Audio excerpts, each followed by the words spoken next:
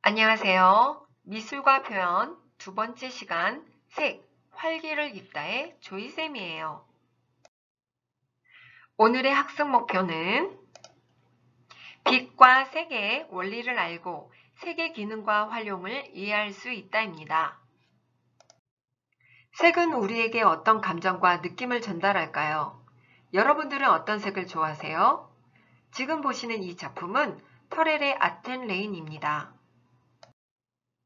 공간이 한 가지 색으로 가득 차 있다면 우리는 어떤 느낌을 받게 될까요? 여러분들이 보시는 이 작품이 터렐의 작품과 구겐하임 미술관의 독특한 나선형 구조가 절묘하게 조화를 이룬 특정적인 작품입니다. 미국의 구겐하임 원형 천장을 중심으로 폭이 점점 증가하는 6개의 동심원 구조물로 구성하였습니다. 천장에서 들어오는 자연광을 이용해서 이 1시간 동안의 사이클에 걸쳐 분홍색, 파란색, 빨간색, 초록색, 주황색으로 서서히 색깔이 변합니다. 그래서 이 미술관을 방문한 이 방문객들은 천장을 보면서 색깔의 형형색색의 아름다움을 감상할 수 있게 되지요. 색을 이해하기 위해서는 가시광선 실험이 필요합니다. 가시광선이 프리즘을 통과하면 파장에 따라 빨강에서부터 보라색에 이르기까지 색깔이 다양하게 나타납니다. 이러한 색깔을 우리는 무지개라고 하죠. 독일의 먼셀이 이렇게 색깔들을 정리해서 색상환을 만들었습니다. 10색상환을 한번 보도록 할게요. 한가운데 빨강부터 시작해서 오른쪽으로 빨강, 주황, 노랑 이렇게 색깔이 비슷한 색깔끼리 모여 있는 걸 유사색이라고 합니다. 그리고 서로 반대되는 색깔, 서로 마주보는 색깔은 보색이라고 합니다. 그래서 노랑과 남색은 바로 마주보는 색깔, 보색이 되는 거죠. 먼셀의 20색상환을 한번 보도록 하겠습니다. 빨강, 다홍, 주황, 귤색 이러한 색깔들은 따뜻한 느낌이 난다 해서 따뜻한 색 또는 난색이라고 합니다. 그리고 파랑, 감청, 남색, 남보라 이렇게 차가운 느낌의 색깔은 한색이라고 해요. 서로 반대되는 색깔이 보라색이라고 그랬죠? 선생님은 이 20색상환으로 노래를 한번 만들어 봤어요. 궁금하시죠? 한번 여러분들 이해하기 쉽고 외우기 쉽게 한번 불러보도록 하겠습니다. 빨강, 다홍, 주황, 귤색, 노랑, 노랑, 연두, 연두, 풀색, 녹색, 초록, 청록, 바다색, 파랑, 감청, 남색, 남보라, 보라, 붉은 보라, 자주, 연지, 지금까지 20색상환. 자, 이렇게 노래를 만들어서 불러보면 이 20색상환을 기억하기도 쉽고 외우기도 쉬울 거예요. 여러분들 이렇게 색깔은 다양하게 만들어져 있습니다. 한번 노래를 불러볼까요? 왼쪽의 가산혼합은 더하면 더할수록 색깔이 밝아지기 때문에 가산혼합 또는 빛의 혼합이라고 합니다. 오른쪽의 감산혼합은 더하면 더할수록 색이 어두워지기 때문에 물감의 혼합이라고도 합니다. 왼쪽에 가산혼합의 그림을 보도록 하세요. 빨강과 초록과 파랑이 겹쳐서 서로 만나는 부분이 가장 밝은 흰색이 됩니다. 그런데 빨강과 파랑이 겹치는 이 부분을 마젠타라고 해요. 자, 초록색과 빨간색이 겹쳐지는 부분은 노란색이 나옵니다. 파랑과 초록이 겹쳐지는 부분은 바로 사이언, 시안이라고도 합니다. 자, 그렇다면 이 겹쳐지는 마젠타, 노란색, 시안은 즉 감산혼합의 3요소가 되는 거죠. 색입체의 구조를 보도록 하겠습니다. 오른쪽에 보이는 것이 바로 색입체입니다. 자, 색입체를 여러분들 가운데를 싹 뚝 잘랐을 때 바로 왼쪽에 색입체의 수평 단면도가 나오는 것입니다. 그렇다면 세로로 싹 뚝 자르면 어떤 모양이 나올까요? 바로 이렇게 색입체의 수직 단면도가 보입니다. 아래에서부터 위로 올라가면 저명도에서 고명도, 중심축에서 바깥으로 나갈수록 저채도에서 고채도가 됩니다. 그렇다면 바로 이 저명도는 명도 단계에서 바로 명도 단계에 0이 되는 거고요.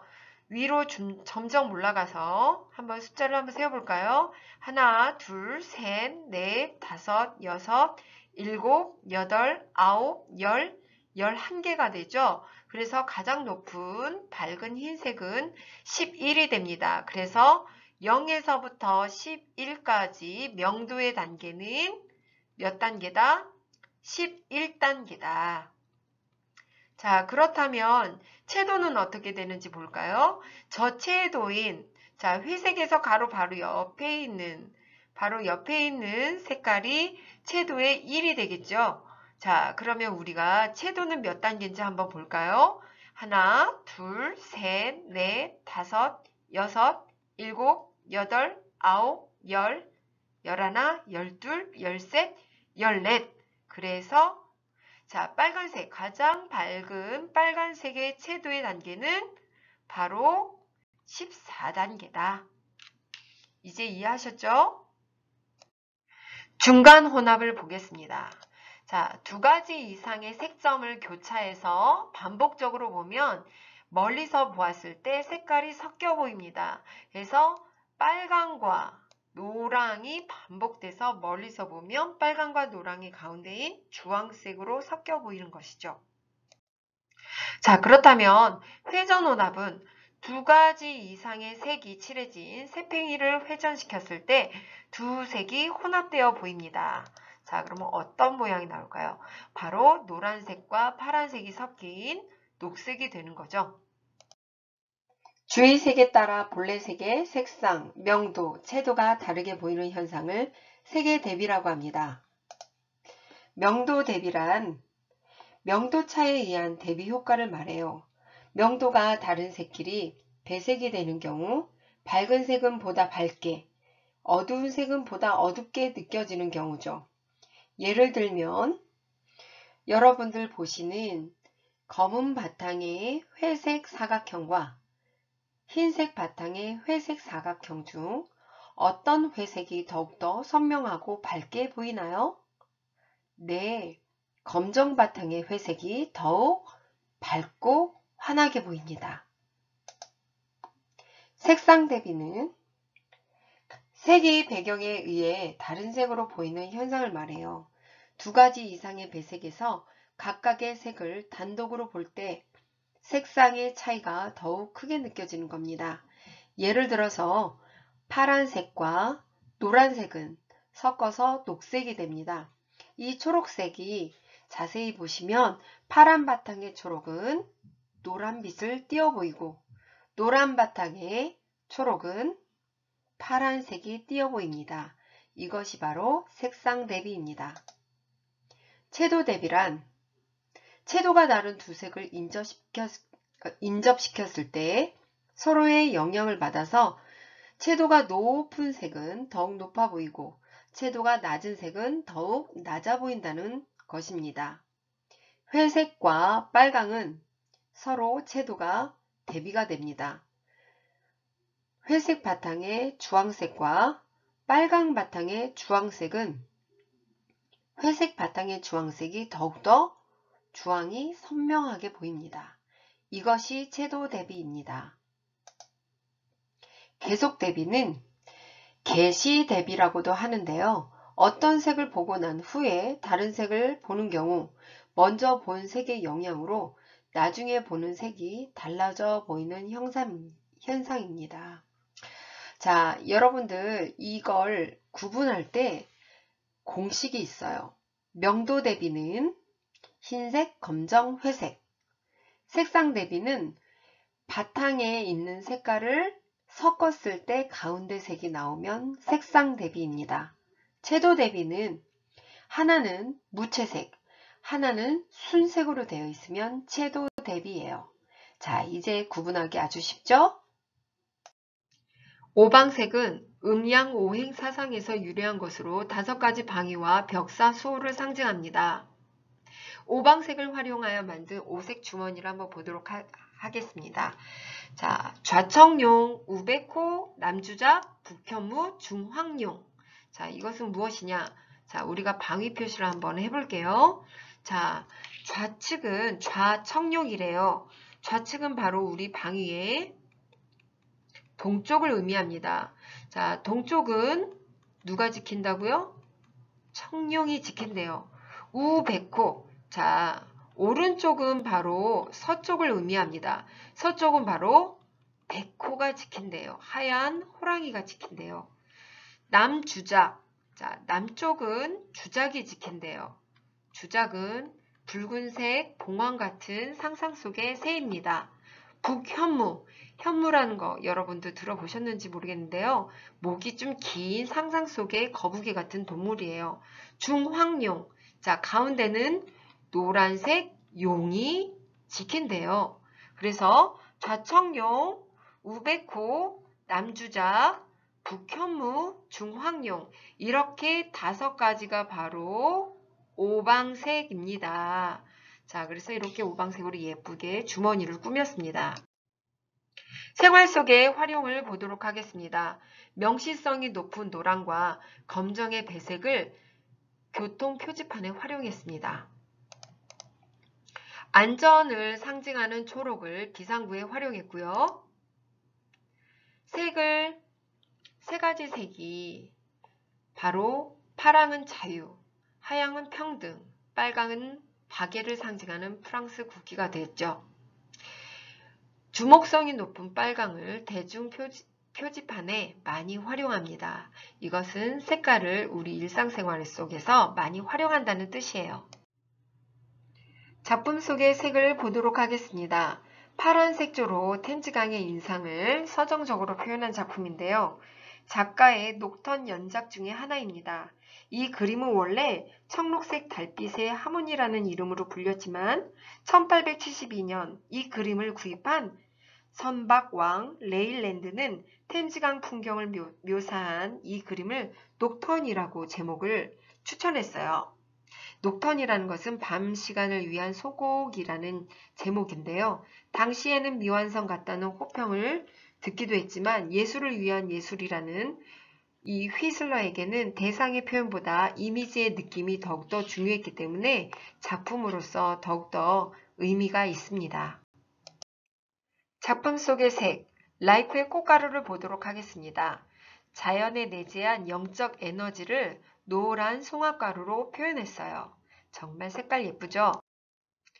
작품 속의 색.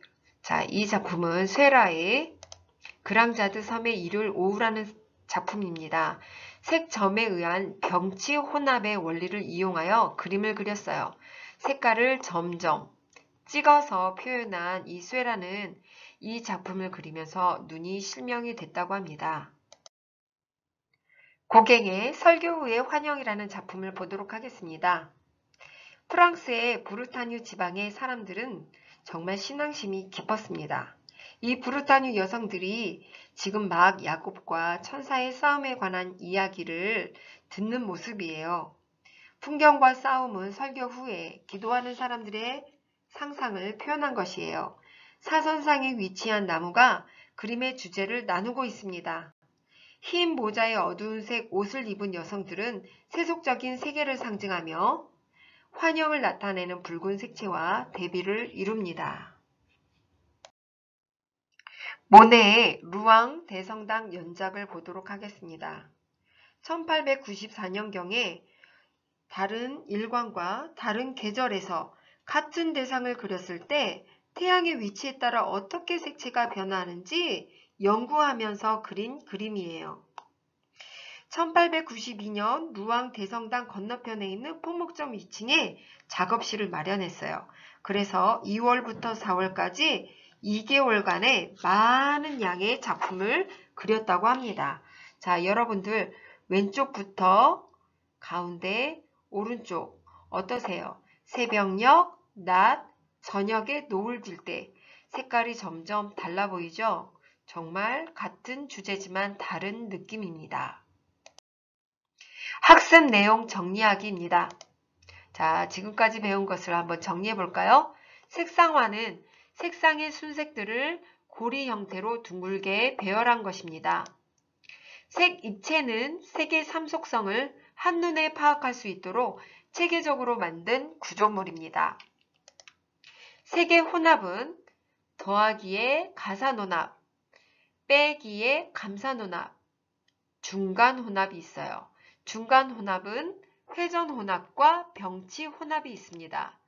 색의 대비는 하나의 색을 보고 자극을 받았다가 다른 색을 보았을 때 잔상 효과로 나중에 색이 달라져 보이는 현상을 계속 대비라고 하고, 두 색을 동시에 서로 대비해서 보는 것을 동시 대비라고 합니다.